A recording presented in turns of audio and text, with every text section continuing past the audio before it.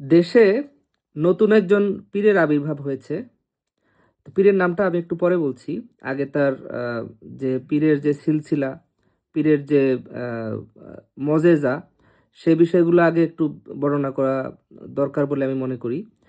তো তিনি বাংলাদেশের রাজনীতিতে প্রবেশ করেন তার স্বামীকে হত্যার পরে। একটা সিম্প্যাথি তৈরি হয় তার প্রতি যে তার স্বামীকে মেরে ফেলেছে। ওই জায়গা থেকে তাকে রাজনীতিতে আনা হয়। কিন্তু তিনি আ আ ৩ বার বা বলা হয়ে থাকে ২.৫ বার প্রধানমন্ত্রী থাকা অবস্থায় তিনি কিন্তু কখনো তার এই স্বামী হত্যার কোনো বিচার চান নাই। অথচ স্বামী হত্যাকে পুঁজি করেই তিনি কিন্তু বাংলাদেশের রাজনীতিতে প্রতিষ্ঠিত হয়েছিলেন।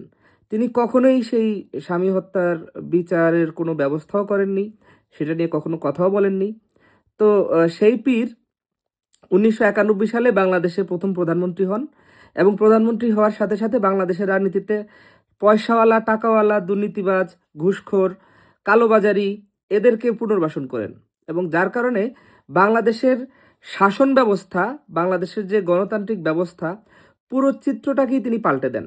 এখানে ভোটে জিততে হলে টাকা লাগবে, এরকম একটা বাইনারি তিনি তৈরি করেন এবং তিনি এই ৯১-তে যখন প্রধানমন্ত্রী ছিলেন, প্রধানমন্ত্রী থাকা অবস্থায় বাংলাদেশের জাতির পিতাকে হত্যার পরে যে ইনডিমনিটি অধ্যাদেশ জারি ছিল এবং সেটাকে তার স্বামী সংবিধানেও অন্তর্ভুক্ত করেছিল, সেই ইনডিমনিটি অধ্যাদেশ বাতিলের জন্য বা ইনডিমনিটি আইনটি বাতিলের জন্য তৎকালীন বিরোধী দল আওয়ামী লীগ সংসদে দাবি তুলেছিল এবং তিনি প্রধানমন্ত্রী হয়ে পুরো দলসহ সেই ইনডিমনিটির পক্ষে দাঁড়িয়েছিলেন। অর্থাৎ জাতির পিতাকে হত্যা করে তার যে সকল খুনিরা তৎকালীন সময়ে বিভিন্ন দেশে পালিয়েছিল তাদেরকে বিচার করা যাবে না, এই বিষয়টির তিনি পক্ষে দাঁড়িয়েছিলেন।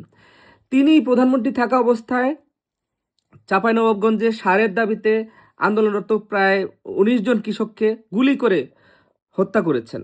কিন্তু তাকে তারপরও স্বৈরাচার বলা যাবে না, স্বৈরশাসক বলা যাবে না, কারণ তিনি পীর। তিনি প্রধানমন্ত্রী থাকা অবস্থায় বাংলাদেশে একটি উপনির্বাচন করেছিলেন, সেটা হচ্ছে মাগুরায়, এবং সেই উপনির্বাচনে স্মরণকালের সবচেয়ে বেশি ভোট ডাকাতি, ভোট চুরি করা হয়েছে। কিন্তু তাকে ভোটচোর বলা যাবে না, কারণ তো তিনি পীর। পীরকে কি ভোটচোর বলা যায়? বলা যায় না। এবং তিনি প্রধানমন্ত্রী থাকা অবস্থায় বাংলাদেশে প্রথম, প্রথম বললে ভুল হবে, বাংলাদেশে দ্বিতীয় একতরফা নির্বাচন করেছিলেন। প্রথমটি তার স্বামী করেছিলেন ১৯৭৯ সালে। তো এই এই যে এত কিছু করলেন, তারপরও তাকে ভোটচোর বলা যাবে না, স্বৈরাচার বলা যাবে না। এবং এই তাকে হটাতে গিয়েই কিন্তু বাংলাদেশে প্রথম তত্ত্বাবধায়ক ব্যবস্থা এসেছিল। তাকে হটাতে গিয়ে বাংলাদেশে এই তত্ত্বাবধায়ক ব্যবস্থাটি কিন্তু কখনোই সংবিধানে ছিল না। তাকে হটাতে গিয়ে এরকম একটি ফ্রাঙ্কেস্টাইন, এরকম একটি দানবকে হটাতে গিয়ে বাংলাদেশের তত্ত্বাবধায়ক ব্যবস্থাটি এসেছিল ১৯৯৬ সালে নির্বাচনে।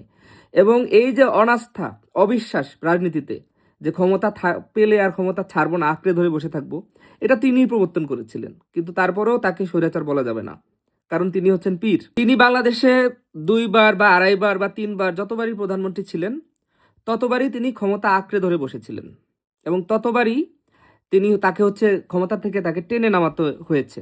কিন্তু তারপরেও তাকে ফ্যাসিস্ট বলা যাবে না, স্বৈরাচার বলা যাবে না, কারণ তিনি তো পীর, তাই না? বাংলাদেশের একমাত্র শহীদ পরিবার, যারা জন্মগতভাবে নামের আগে শহীদ থাকে। তিনি কিছুদিন পরে মারা গেলেও তাকেও দেখা গেছে শহীদ হিসাবে এস্টাবলিশ করার জন্য অলরেডি একটা প্রজেক্ট চলতেছে। সোশ্যাল মিডিয়া দেখলাম যে এমনভাবে তাকে উপস্থাপন করা হচ্ছে যে তিনি আসলে মানে তার দমটা যাওয়া বাকি, দম গেলেই নামের আগে শহীদ চলে আসবে। একমাত্র শহীদ পরিবার বাংলাদেশে। তো এই যে পীর ভদ্রমহিলা, তিনি কিন্তু কখনোই সুষ্ঠু এবং স্বাভাবিকভাবে ক্ষমতা হস্তান্তর করেন নাই। বরঞ্চ তার যে প্রধান রাজনৈতিক প্রতিপক্ষ বঙ্গবন্ধু কন্যা শেখ হাসিনা বাংলাদেশের ইতিহাসে বাংলাদেশের ইতিহাসে প্রথমবারের মতো একেবারে শান্তিপূর্ণ উপায়ে ক্ষমতা হস্তান্তর করেছিলেন, সেটা ২০০১ সালে। এবং এটাই ছিল বাংলাদেশের কোনো রাষ্ট্রপ্রধানের শান্তিপূর্ণভাবে ক্ষমতা হস্তান্তরের নজির। বঙ্গবন্ধু সেই সুযোগটি পাননি, তাকে হত্যা করা হয়েছে। খালেদা জিয়া, স্বামী জিয়াউর রহমান, তাকেও সেনা অভ্যুত্থানে হত্যা করা হয়েছে। এরশাদ, তাকে টেনে নামানো হয়েছে। খালেদা জিয়া যতবারই ক্ষমতা পেয়েছেন ততবারই তাকে টেনে নামাতে হয়েছে। তারপরেও তিনি নাকি বাংলাদেশের গণতন্ত্রের মা, হ্যাঁ, তার ছেলে হচ্ছে গণতন্ত্রের ছেলে, বা এরকম কিছু একটা তাদের হয়তো আহ, কি বলে আহ, উপাধি হচ্ছে যুক্ত করা হচ্ছে। তো এই যে ভদ্রমহিলা, তিনি যখন দ্বিতীয়বার ক্ষমতা পেলেন, ক্ষমতা পাওয়ার সাথে সাথে অপারেশন ক্লিন হার্টের নামে সারা দেশে, মানে এই যে জাসদ দমনের নামে, আওয়ামী লীগ দমনের নামে হাজার হাজার নিরীহ মানুষকে তিনি হত্যা করলেন, গুম করলেন। কিন্তু তাকে গুম মাতা বলা যাবে না, তাকে জঙ্গি মাতাও বলা যাবে না। তার আমলে যে বাংলা ভাই শায়ক আব্দুর রহমানদের উত্থান হলো, তার আমলে যে 63 জেলায় একযোগে সিরিজ বোমা হামলা হলো, তার আমলে যে এই যে মুফতি হান্নান, যে মুফতি হান্নান শেখ হাসিনা প্রধানমন্ত্রী থাকা অবস্থায় 2000 সালে গোপালগঞ্জের কোটালীপাড়ায় 76 কেজি বোমা স্থাপন করেছিল তৎকালীন প্রধানমন্ত্রী শেখ হাসিনাকে হত্যার উদ্দেশ্যে। এবং সেই মুফতি হান্নানই কিন্তু 2004 সালের 21শে আগস্ট 23 বঙ্গবন্ধু এভিনিউতে আওয়ামী লীগের কার্যালয়ের সামনে শেখ হাসিনার সমাবেশে গ্রেনেড হামলা করে। এবং গ্রেনেড হামলা শুধু করে ক্ষান্ত হয়নি, তারা সেখানে শেখ হাসিনার উপর গুলিবর্ষণও করে। এই মুফতি হান্নানের যে জঙ্গি যে গ্রুপটা ছিল তারা। তাহলে খুব পরিষ্কারভাবেই বোঝা যায় যে শেখ হাসিনা ক্ষমতায় থাকা অবস্থায় যে তার উপরে কোটালীপাড়ায় যে জঙ্গি হামলার যেই পরিকল্পনাটি হয়েছিল, সেটিও এই মুফতি হান্নান এবং খালেদা জিয়ার যোগসাজশই হয়েছে। তাহলে এই এই ভদ্রমহিলাকে তারপরও জঙ্গি মাতা বলা যাবে না, কারণ তিনি তো পীর। পীর দেখে কি এত কিছু বলা যায়? তিনি যে এই যে কানসাটে বিদ্যুতের দাবিতে প্রায় 20 জনকে হত্যা করলেন, তাকে তারপরেও খুনি বলা যাবে না, স্বৈরাচার বলা যাবে না, কারণ তিনি পীর। তিনি 71-এর মুক্তিযুদ্ধে তাকে নাকি মুক্তিযোদ্ধা দাবি করে তার দল বিএনপির নেতাকর্মীরা, বীরাঙ্গনা বলে। কিন্তু তিনি 71-এর শহীদের সংখ্যাকে অস্বীকার করেন। তিনি 30 লাখ শহীদ মানতে চান না। তিনি শুধু তাই না, তিনি রাজাকারদের তার মন্ত্রিসভায় স্থান দিয়েছিলেন। মতিউর রহমান নিজামী এবং মুজাহিদ, শীর্ষ 2 জন রাজাকার, যারা 71-এর আল বদর, আল শামস এ সকল বাহিনীর নেতৃত্বে ছিল, আলী হাসান মুজাহিদ এবং মতিউর রহমান নিজামী, তাদেরকে তিনি বাংলাদেশের পতাকা উপহার দেন তাদের গাড়িতে, যে পতাকা তারা চায় নাই, যে দেশটা তারা চায় নাই। তিনি শুধু যে এই যুদ্ধাপরাধীদের মন্ত্রী বানিয়েছেন, শুধু যে মুক্তিযুদ্ধের ইতিহাসকে অস্বীকার করেছেন তাই নয়, তিনি 2013 সালে বাংলাদেশের অপমর জনগণ যে যুদ্ধাপরাধীর দাবিতে শাহবাগে যে গণজাগরণ মঞ্চ তৈরি করেছিল এবং একটি জনমত গড়ে তুলেছিল সারা বাংলাদেশ ব্যাপী, তিনি সেটির বিরুদ্ধে অবস্থান নেন। তিনি শাহবাগে অবস্থানকারীদেরকে বললেন নাস্তিক, হ্যাঁ, শাহবাগে অবস্থানকারীদের বললেন ফ্যাসিস্ট। বাংলাদেশের যুদ্ধাপরাধীদের বিচার চাওয়া নাস্তিকতা, বাংলাদেশের যুদ্ধাপরাধীদের বিচার চাওয়া ফ্যাসিজম, বাংলাদেশের যুদ্ধাপরাধীদের বিচার চাওয়া ভারতের দালালি করা, গুপ্তচর বৃত্তি। এই ন্যারেটিভটা কাদের? এই ন্যারেটিভটা তো 71-এর সেই পাক হানাদারদের দোসর রাজাকার আলবদর আল শামস, ওই সব কোলাবরেটরদের, ওই সকল যুদ্ধাপরাধীদের, ওই সকল ঘাতক দালালদের, তাদের ন্যারেটিভ। কিন্তু তারপরেও তিনি মুক্তিযুদ্ধের সপক্ষের দল, কারণ তিনি তো হচ্ছে বাংলাদেশের একমাত্র জীবিত শহীদ পরিবারের সদস্য। তিনি বাংলাদেশের একমাত্র পীর বংশ। তাকে গণতন্ত্রের মাতা বলতে হবে, তার পুত্রকে গণতন্ত্রের পুত্র বলতে হবে, তার স্বামীকে বলতে হবে শহীদ। হ্যাঁ, যদিও কোন যুদ্ধে শহীদ সেটা কখনো আমরা জানতে পারি নাই। তাকে হত্যা করা হয় একটি সামরিক অভ্যুত্থানের মাধ্যমে, তারপরেও তিনি শহীদ। তো এই যে ন্যারেটিভগুলো, এই যে আধিক্যতা, এই যে বাড়াবাড়িগুলো বাংলাদেশের রাজনীতিতে, এটা একমাত্র তাকে নিয়ে হয়, কারণ তিনি হচ্ছেন পীর। তাকে নিয়ে কিছু বলা যাবে না। একটা নিতান্ত গৃহবধূ, একটা নিতান্ত সাধারণ মেয়ে, যার সম্পর্কে তার বাবা বলে গিয়েছেন যে আমার মেয়েকে রাজনীতিবিদরা এক্সপ্লয়েট করেছে, আমার মেয়েটা সহজ সরল, হ্যাঁ, তাকে রাজনীতিবিদরা এই রাজনীতির ময়দানে এনেছে। আসলেই তাই ছিলেন। তিনি কিছুই বুঝতেন না। তিনি না বুঝতেন অর্থনীতি, না বুঝতেন রাজনীতি, না বুঝতেন পররাষ্ট্রনীতি, না বুঝতেন ভূগোল, কিছুই বুঝতেন না। এরকম একটি, মানে কারো শিক্ষাগত যোগ্যতা নিয়ে কথা বলা উচিত না, তারপরেও তিনি যেহেতু বাংলাদেশের 2.5 বারের প্রধানমন্ত্রী ছিলেন, তাও এই বিষয়টি চলে আসে। একজন অষ্টম পাস মহিলা, তিনি নাকি বাংলাদেশের গণতন্ত্রের প্রতীক, তিনি নাকি কি বলে সফল রাষ্ট্রনায়ক, অথচ তার আমলে বাংলাদেশ দুর্নীতিতে 5 বার চ্যাম্পিয়ন হয়েছিল। 5 বার। তিনি 5 বছর, সর্বশেষ যে 5 বছর ক্ষমতায় ছিলেন তার আমলে বাংলাদেশ দুর্নীতিতে 5 বার চ্যাম্পিয়ন হয়েছিল। হাওয়া ভবন বানিয়ে প্রধানমন্ত্রীর কার্যালয়ের বিকল্প আরেকটি কার্যালয় বানানো হয়েছিল। ওখানে ছায়া মন্ত্রী পরিষদ ছিল, ছায়া প্রধানমন্ত্রী ছিল, তার পুত্র তারেক রহমান এবং তার সাঙ্গপাঙ্গরা ছায়ামন্ত্রী ছিল। তারা বিভিন্ন দপ্তরে টেন্ডারবাজি করত। তারা ইশারায় নিয়োগ দিত যে কে মন্ত্রী হবে, কে সচিব হবে, কে আইজিপি হবে, কে সেনাপ্রধান হবে, ইভেন কে বিভিন্ন দপ্তরের প্রধান হবে, পরিচালক হবে, এগুলো তারা নির্ধারণ করত। তো এরকম একজন অপশাসককে যেভাবে প্রতিষ্ঠিত করা হচ্ছে, আমার মনে হয় বাংলাদেশের হাজার বছরের ইতিহাসে কোনো পীরকে নিয়েও এতটা অপচেষ্টা হয় নাই যতটা ওনাকে নিয়ে করা হচ্ছে। টোটালি একটা মিথ তৈরি করে, টোটালি একটা কৃত্রিম ক্যারেক্টার তৈরি করে তাকে আবারও ওই যে মানে কি বলে বাংলাদেশের রাজনীতিতে আবারও একজন শহীদ হিসাবে স্থাপনের চেষ্টা করা হচ্ছে।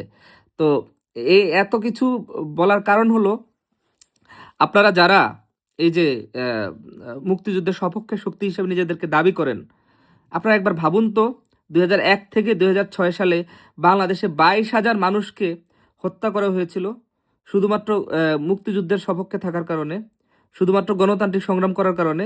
আসানুল্লাহ মাস্টার, শাহ আহমেদ কিবরিয়া, এদেরকে হত্যা করা হয়েছিল। এরা তখন রানিং এমপি। বাংলাদেশের ইতিহাসে এরকম কবে ঘটেছে যে কোনো শাসকের আমলের রানিং এমপিদেরকে, বিরোধী দলীয় এমপিদেরকে হচ্ছে মেরে ফেলা হচ্ছে সরকারি দলের পৃষ্ঠপোষকতায়? এরকম কিন্তু ঘটে নাই। কিন্তু তারপরেও তিনি নাকি বাংলাদেশের গণতন্ত্রের প্রতীক, তিনি আরও কি কি উপাধির প্রতীক। যে ভদ্রমহিলা সেনা শাসকদের কাছে 111-এর যে ছায়া সেনা শাসন ছিল তাদের কাছে যিনি আপোষ করলেন, যিনি তখন বললেন যে আমার ছেলেরা রাজনীতি করবে না, আমার ছেলেদেরকে যেতে দাও, আমার ছেলেরা আর কখনো পলিটিক্স করবে না, তাদেরকে বিদেশ যেতে দাও, হ্যাঁ, এত বড় একটা আপোষ করলেন, তিনি নাকি আপোষহীন নেত্রী। মানে এর চেয়ে হাস্যকর, এর চেয়ে প্রহসন, এর চেয়ে মানে ইয়ার কি মস্কারি ফাইজলামি আর কি হইতে পারে? যে যে হচ্ছে তাহার 2 ছেলে ছাড়া আর কিচ্ছু বোঝে না, মানে সে নাকি আপোষহীন নেত্রী, সে নাকি মানে মানে বাংলাদেশের গণতন্ত্রের মা। মানে এর চেয়ে হাস্যকর আর কি হইতে পারে? সে যে এত কিছু করলো, তাকে স্বৈরশাসক বলা যাবে না, তাকে জঙ্গিমাতা বলা যাবে না, তাকে গণতন্ত্রের হত্যাকারী বলা যাবে না, তাকে দুর্নীতিবাজ বলা যাবে না, তাকে কি বলে এই যে জঙ্গি রাষ্ট্রের জননী বলা যাবে না। কিন্তু তার বিপরীতে যিনি রাষ্ট্রপ্রধান ছিলেন বাংলাদেশে, আওয়ামী লীগ সভানেত্রী এবং বঙ্গবন্ধু কন্যা শেখ হাসিনা, তার আমলে কি এরকম একটি ঘটনা ঘটেছে? তার আমলে কি বিএনপি জামায়াতের কোনো নেতাকর্মীকে পিটিয়ে গাছের সাথে ঝুলিয়ে রাখা হয়েছে? তার আমলে কি একসাথে সবগুলো জেলায় বোমা বিস্ফোরণ ঘটেছে? ঘটে নাই। বরঞ্চ তিনি জঙ্গিবাদকে দমন করেছেন। অথচ এই ভদ্রমহিলার দলের পক্ষ থেকে বারবার এই জঙ্গি দমনকে জঙ্গি নাটক বলা হয়েছে। তাহলে এই যে তারা জঙ্গি নাটক বলল, জঙ্গি নাটক বলে বাংলাদেশে 10 ট্রাক অস্ত্র এনে ভারতের 7 সিস্টার্সে 10 ট্রাক অস্ত্র সাপ্লাই দিয়ে এই পুরো দক্ষিণ এশিয়াকে অস্থিতিশীল করতে চাইল, তারা নাকি গণতন্ত্রের প্রতীক। এর চেয়ে হাস্যকর আর কি হতে পারে? তো আপনারা যারা একটু মায়া কান্না করছেন, তারা তার আমলে নিহত 22,000 মানুষের জন্য একটু মায়া কান্না করবেন। তার সময়ে যে গ্রেনেড হামলার পরে তিনি সংসদে দাঁড়িয়ে বলেছেন যে শেখ হাসিনা নাকি ভ্যানিটি ব্যাগে করে এই গ্রেনেড হচ্ছে নিয়ে গিয়েছিলেন তার নেতাকর্মীদের জন্য। তো এরকম বক্তব্য, এরকম হঠকারী বক্তব্য যিনি দিতে পারেন, এবং যেই মানুষটা তার সংসার বাঁচালো, তার মৃত্যুদিনে যিনি জন্মদিনের কেক কেটে উল্লাস করতে পারেন, এরকম রুচির একজন মহিলাকে নিয়ে আপনারা হচ্ছে আধিক্যতা করছেন, আপনাদের মানবতা জেগে উঠছে। অথচ একবারও ভাবলেন না তার দ্বারা বাংলাদেশের মানুষ কতটা নির্যাতিত, তার দ্বারা এদেশের গণতন্ত্রপ্রেমী মানুষ কতটা নিপীড়নের শিকার হয়েছে, তার দ্বারা বাংলাদেশ রাষ্ট্রের কতটা ক্ষতি হয়েছে। এই মহিলা যদি যুদ্ধাপরাধীদের পক্ষ না নিতেন, তাহলে বাংলাদেশটা আজকে কোথায় যেত? আমরা কতটা স্ট্যাবল একটা কান্ট্রি হইতাম। এই মহিলা যদি জঙ্গিবাদের পক্ষ না নিত, তাহলে বাংলাদেশে আজকে এই মৌলবাদ কি মাথাছাড়া দিয়ে উঠতে পারতো? জীবনও পারতো না। বারবার উনি ধর্মীয় কার্ড খেলেছেন। 91 নির্বাচনে ধর্মীয় কার্ড খেলেছেন। 2001-এর নির্বাচনে ধর্মীয় কার্ড শুধু খেলেন নাই, বিদেশিদের কাছে দেশের বিভিন্ন সম্পদ তুলে দেওয়ার প্রতিশ্রুতি দিয়ে তিনি রাষ্ট্র ক্ষমতায় এসেছেন। শেখ হাসিনা কিন্তু পারতেন 2001 সালে বিদেশিদের কাছে প্রতিশ্রুতি দিয়ে ক্ষমতায় আসতে, 24-এ বিদেশিদের কাছে প্রতিশ্রুতি দিয়ে ক্ষমতা ধরে রাখতে। তিনি কিন্তু সেটা করেন নাই। তারপরেও তিনি ফ্যাসিস্ট, তারপরেও তিনি স্বৈরাচার। অথচ যার আমলে ফ্যাসিজম, স্বৈরাচার এবং গণতন্ত্রের টুটি চেপে হত্যা করার মতো সকল ধরনের ঘটনা ঘটলো, তিনি ফ্যাসিস্ট না, তিনি স্বৈরাচার না। তার সংবাদ সম্মেলনে তাকে কোনো ধরনের প্রশ্ন করা যেত না। তিনি নাকি গণতন্ত্রের প্রতীক। যাকে প্রশ্ন করা যায় না, তিনি নাকি গণতন্ত্রের প্রতীক। তাকে ম্যাডাম না বললে তিনি চাকর বাকরের মতো ব্যবহার করেন, অথচ তিনি নাকি গণতন্ত্রের প্রতীক। তার দলের সিনিয়র নেতাদেরকে তিনি চাকর বাকরের মতো আচরণ করেন, অথচ তিনি নাকি গণতন্ত্রের প্রতীক। তো এই ধরনের অপচেষ্টা থেকে আপনারা বেরিয়ে আসুন, দেশের মানুষের সামনে সত্য ইতিহাসটি তুলে ধরুন। সবাইকে ধন্যবাদ।